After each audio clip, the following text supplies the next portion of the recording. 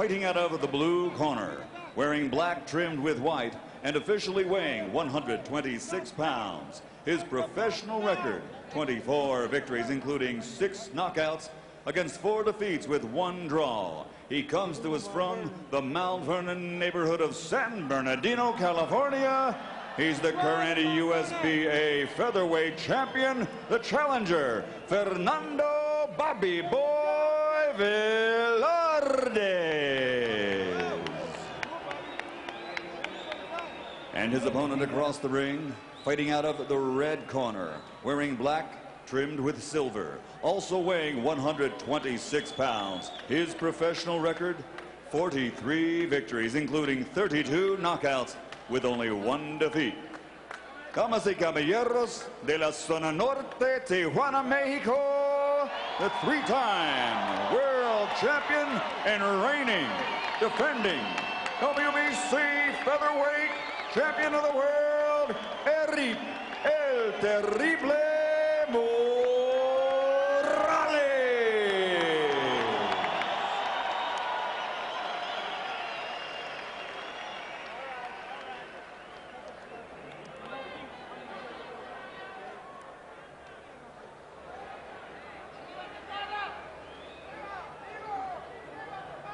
Just one.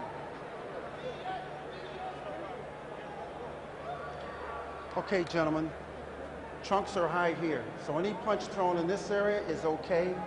Trunks are high here, any punch thrown in this area, okay. Now, gentlemen, we went over the rules in the dressing room. I'm going to caution you to keep the fight clean at all times and protect yourself at all times. And remember, what I say, you must obey. Good luck, Venezuela. This could be the last time we see an outstanding featherweight fight in that class. But Morales is only 26 years old and has some big fights in front of him. What a record. 43 wins, 1 loss, 32 KOs.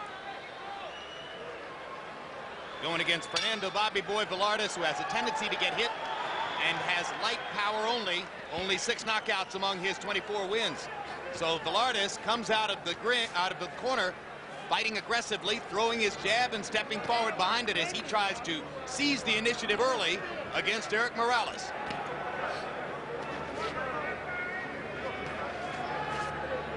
Morales is an outstanding boxer with all kind of skills, jabs, right hand. It makes easy fights hard. You can always count on him making a fight hard for himself. Doesn't have to at all. Why do you think he does that, George? I don't know. There's a lot of skill to boxing, and believe me, he's got the skill. Does he fight down to his opponents? Is that what you're saying? No, it's just that he's decided, look, I don't care about the rules. I'm going to break them. I'm going to mix it up. You knock me down, I'm going to get cut. I'm going to get bruised. Doesn't need that. He can jab and win this fight with a left hand if he chooses to. For some reason, he's going to make a fight hard. Do you think he suspects that this is the style of fighting that will be appreciated in his self-consciously rough home section of Zona Norte in Tijuana? Just something that I don't know what it is. It's just something inside of him. He tags Velardez down the middle with a left and a right hand over the top. Morales, who looked almost bored during the pre-fight instructions from the referee, looking at the canvas, making no eye contact with Velardez at all, seemed to be a little bit lackadaisical the first 30 seconds of the fight. Now he's stepping up and trading with Velardez, and Velardez still willing to seize the initiative and go forward and throw the jab and throw combinations of punches behind it. He's got all the skills, but he'll find himself against the ropes, taking unnecessary punches to his body, to his head. Oh, there's a big right hand feint by Morales, and he clocked Velardez with the left. Bobby Boy fell for the feint like a mullet going after a piece of bread. Bobby Boy reaches in, gets 1 shot to the body. And I think a right hand hurt Velardez momentarily in close. Don't hold him. Set him up.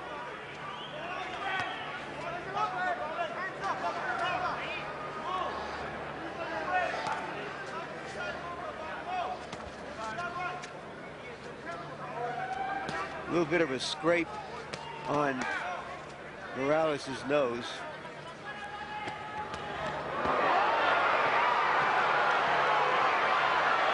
mentioned Morales' indifferent performance against Guti Espada. Same thing against a Korean fighter named Injin Chi when he fought on a Roy Jones undercard. Here, he knocks Velardez down in the first round with a hard left hand. And the bell will sound to end the round as soon as Kenny Bayless is finished with this count. That saved the round for Morales because he was losing it up until that punch. Give me the bag. Give me the bag. Come on, baby. Come on. Pay attention. Listen. Breathe, baby. Breathe. Breathe. Listen to me. Hands up to him. What you're doing is you let him do what he wants. You're on the outside. I told you his power's on the outside.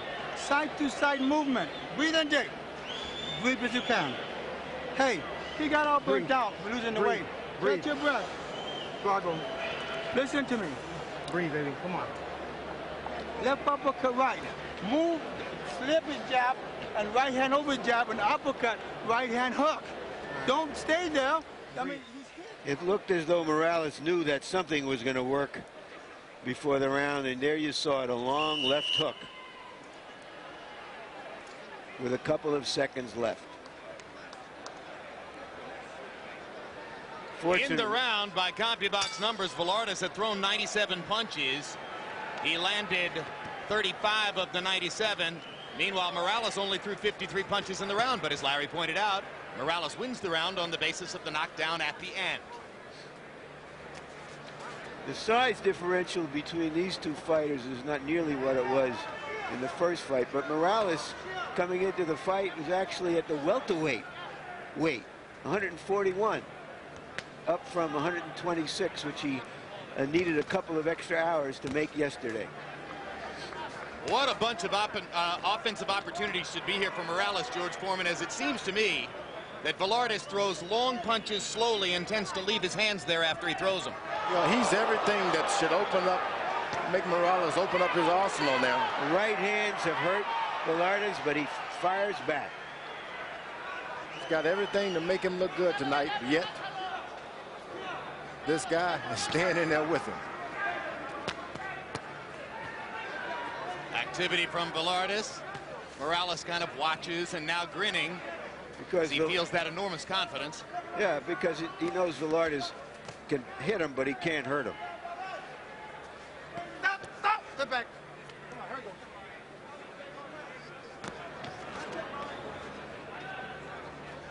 So that's the 5th knockdown that Velardez has suffered from the Morales family so far. But he's 1-0 against the Moraleses so far. Good body, right hand to the body by Morales.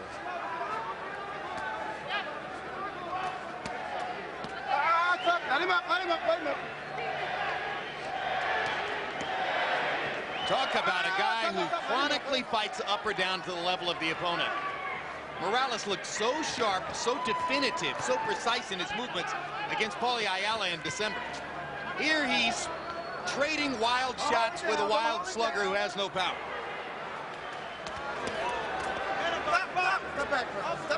Well, there's something exciting about not knowing what you're going to get from Morales in any particular fight. Work out, work out. No, what happened is he has to get into a fight to really fight. He just can't seem to use his superior skills. It has to be a fight. Nothing wrong with that, George. Oh, that's a hard right hand. Hardest punch of the fight landed by Morales, and Velardez held on. Erik is just looking to target the right hand again. Digging left hooks to the body. There's another right hand over the top by Morales. Velardez is hurt again. Morales attacks him along the ropes. Velardez almost went down again. Official clock, we're told we started 10 seconds early, so that round only lasted 2:52.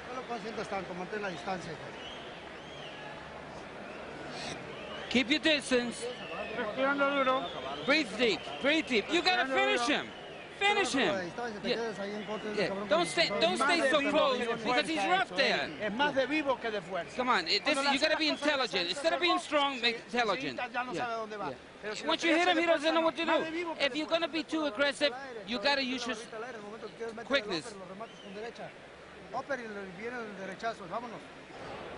Do you hear me?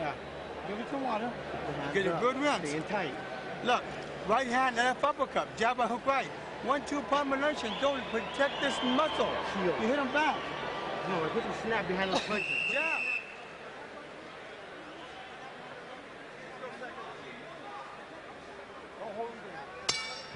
All right, here we go.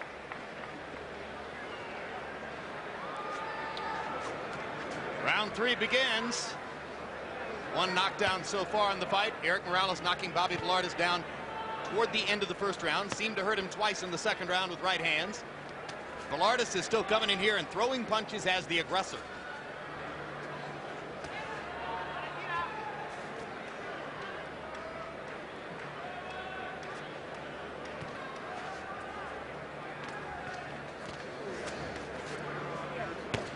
Oh, good left jab.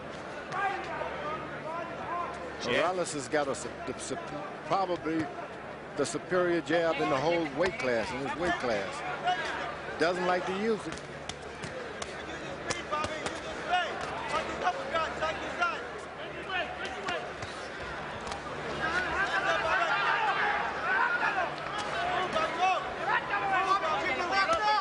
Hard right hand to the body by Morales. Velardez slightly wobbly again as Morales tries to strafe him with right hands. Yeah, Catches him on the chin. Morales just seems to be breaking him down right here.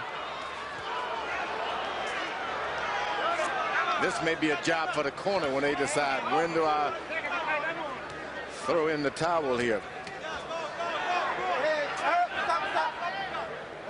Well, and of course, his trainer and cut man is his father, Armando Velardez Sr. That means we won't see a towel. That's right.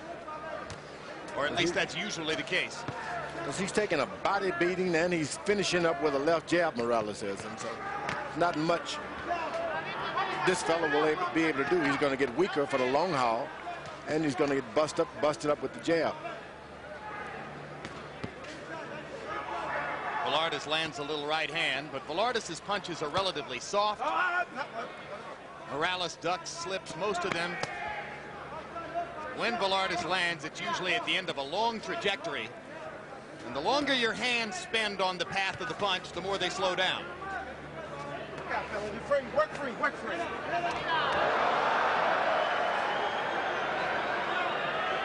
Dance move by Velardez, not a knockdown.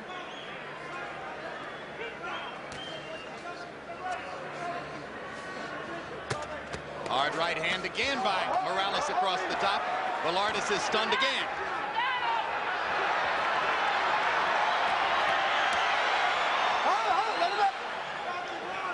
Bobby Velardez is nothing if not game.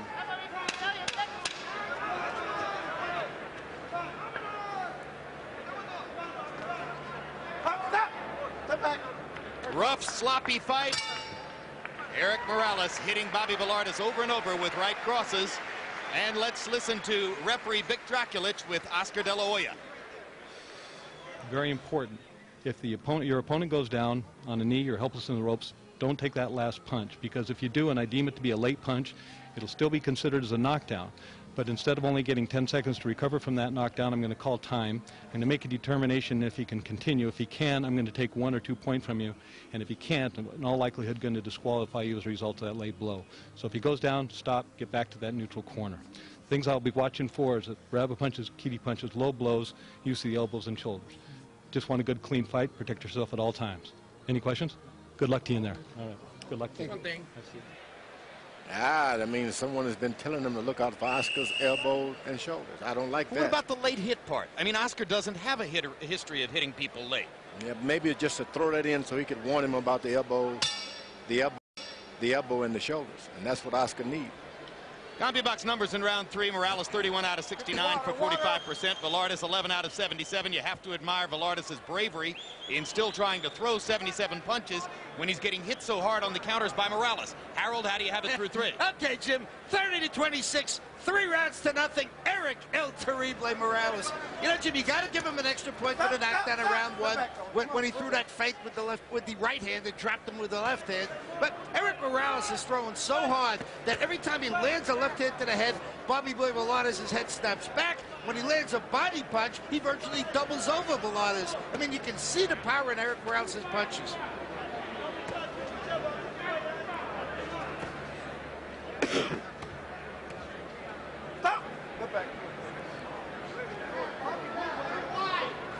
Velardez's mouth is wide open.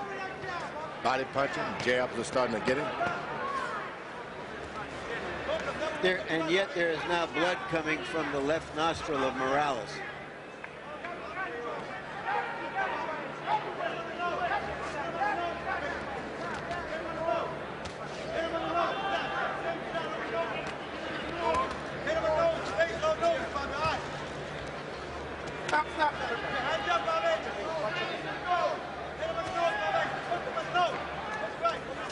With his long arms and his angular frame, Velardez kind of swarms Morales and wraps himself around him.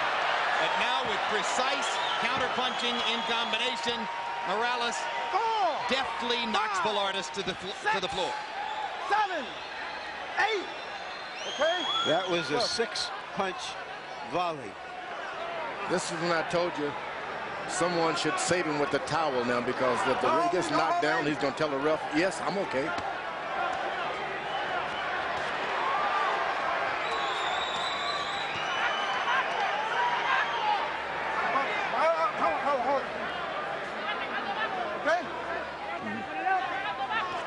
That was not a very convincing okay from Velardez.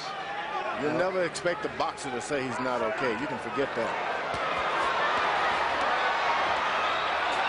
Velardez isn't throwing back. Here's the second knockdown of the round, the third knockdown of the fight. And Kenny Bayless, I think, should pay attention to the fact that Velardez didn't really throw a punch in that sequence. You okay? You want to fight? Come to me. Morales is about 3 feet away and ready to jump. He knows there are only 15 seconds left in the round. You know, it's interesting. Velardez doesn't seem dazed so much as just hurt. He's just hurting all over.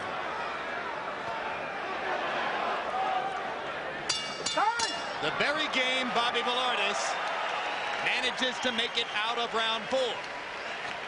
Bobby, come on, sit down. Okay.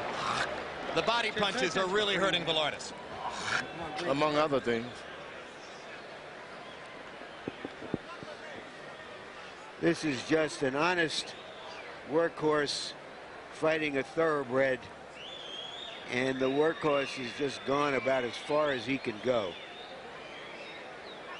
as Morales just is throwing hard pinpoint shots.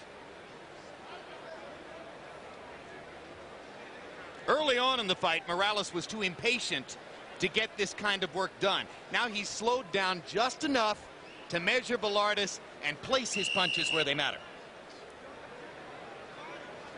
So a slightly more relaxed Erik Morales getting closer to terminating his affair with Bobby Boy Velardez.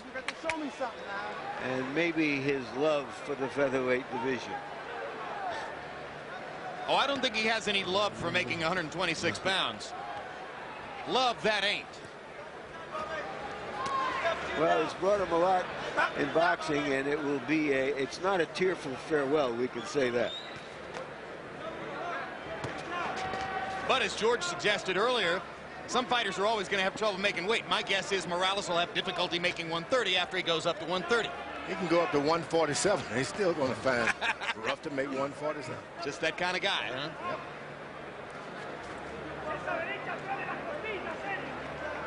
Well, I'm thinking about Alexis Arguello, who's also rangy featherweight, moved up to 30, then 35, then 40. Giving up a little punching power each time. And Kenny Bayless has seen enough now. That's when they get hurt. When they get these long beatings like that, one punch after another. Fourth knockdown of the fight, first knockdown of the 5th round, and a knockout victory for Erik Morales. A workmanlike. Look, he's standing over him with his fist up for the camera, which is not, that's no taste at all. Unsportsmanlike. That's terrible. I thought he was a good guy. Well, that must have something to do with the so-called revenge motive against Velardez for coming down to Tijuana and behaving in such a way that the Moraleses were infuriated. They thought Velardez was disdainful of Tijuana. You shoot the deer. There's the replay. Yeah, here's the replay. But those punches didn't do it. It's been done. Accumulation of punishment from all the rounds It's happened before. a lot earlier.